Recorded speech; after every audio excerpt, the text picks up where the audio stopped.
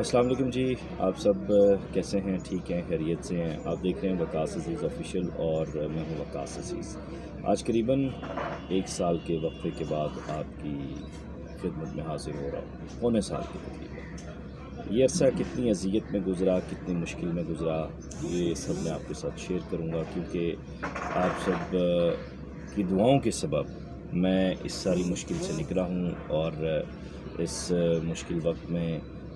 اللہ تعالیٰ اور نبی کریم صلی اللہ علیہ وآلہ وسلم کے بعد اگر کوئی ذات میرے ساتھ تھی تو اس میں میرے والد صاحب، میری والدہ، چھوٹے بھائی اور میرے 2-3 گمنام محسن ہیں، جن کی خصوصی ہدایات پر میں کا نام تو نہیں لے رہا، لیکن ان کے دم سے میرا انسانیت پر ابھی یقین باقی ہے۔ ان احباب کی وجہ سے میں یہی کہوں گا کہ ان میں میرے بزرگ بھی شامل ہیں، میرے ہم عمر بھی شامل ہیں، میرے مجھ سے سینئرز میرے بھائی بھی شامل ہیں بڑے۔ اللہ تعالیٰ آپ کو دین اور دنیا کی کامیابی اور آسانی عطا فرمائے، اور آپ لوگوں نے جو نیکی مجھ پر، میری نسلوں پر کی ہے، وہ ایک تناور درخت بنے اور اس کی جڑیں پوری کائنات میں پھیلیں، اور یہ نیکی کا سلسلہ چلتا رہے، آمین۔ جیسا کہ آپ سب لوگ جانتے ہیں کہ میں نے زندگی میں سجدہ صرف اپنے رب کی ذات کو کیا ہے، اور اگر سنی ہے تو صرف حق کی آواز سنی ہے، اگر آواز لگائی ہے تو حق کی آواز لگائی ہے۔ مجھے کمپرومائز کرنا نہیں آیا، مجھے بکنا نہیں آیا، مجھے بو ڈاؤن کرنا نہیں آیا، جس کی وجہ سے میں بہت سارے مسائل کا، مشکلات کا شکار رہا ہوں بھی، لیکن ہمت جمع ہے، اور مجھے اندھیروں میں روشنی دکھانے والے میرے رب نے اتنا مضبوط کیا ہے کہ اب مجھے دنیا کی طرف دیکھنے کی یا دنیا کے سہاروں کو دیکھنے کی ضرورت نہیں پڑتی، اور یہ دنیا بہت ہی ہیچ نظر آتی ہے، ہیچ نظر آتی ہے، اور میرا اب ہر قسم کے رویے سے، ہر قسم کے احباب سے، بالخصوص گزشتہ بھی 1.5 ہفتے کے دوران 2-3 میرے ہمدردوں نے مجھے بڑے فون کیے، اور جب میں نے ان سے اپنی چھوٹی سی مشکل کا ذکر کیا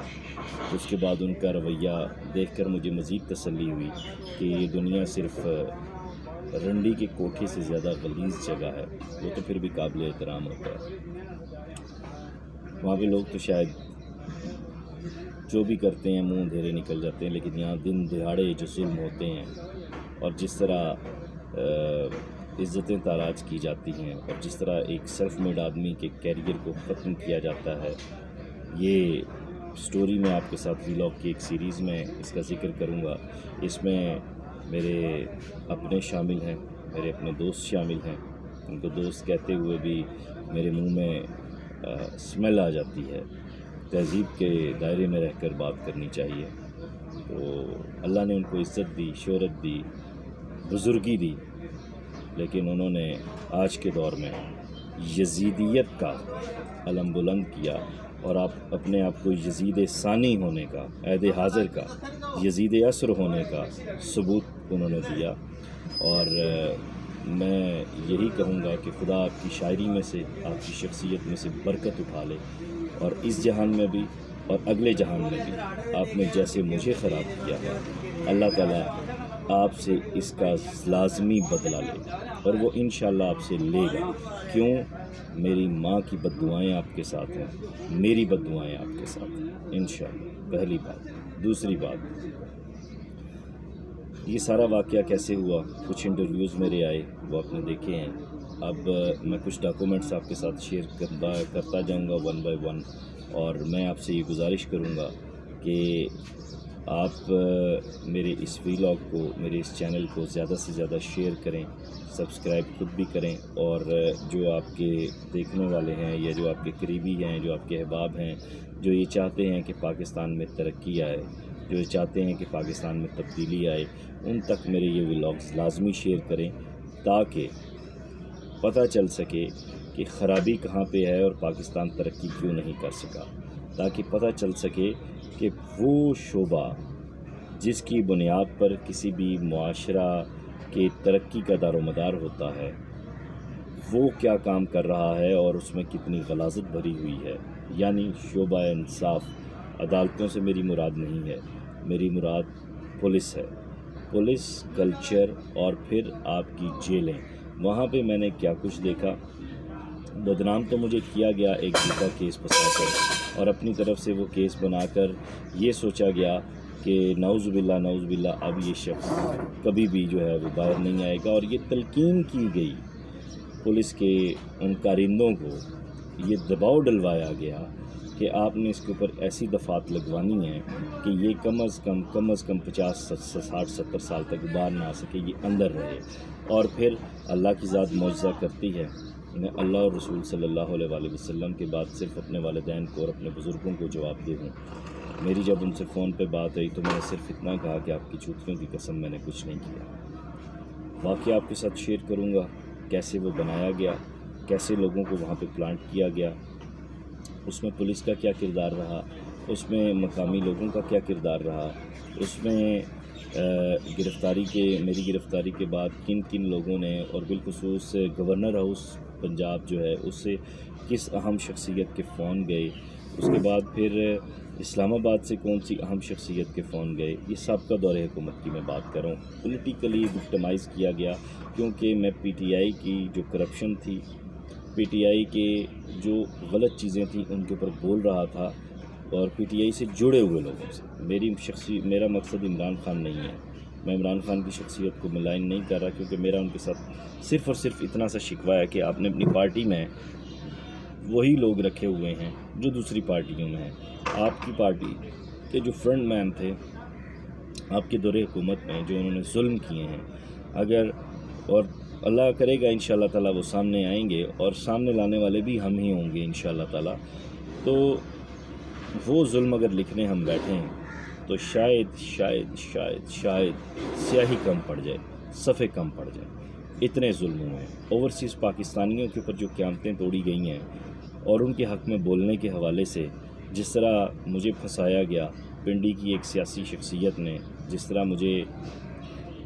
اس سارے کیس میں پورا پلان کر کے ان باقی سارے لوگوں کی مدد سے خراب کیا، یہ ایک بڑا اہم معاملہ ہے. اس پر میں اپنے ویلاگس کی سیریز میں نے ریکارڈ کروا دی ہے،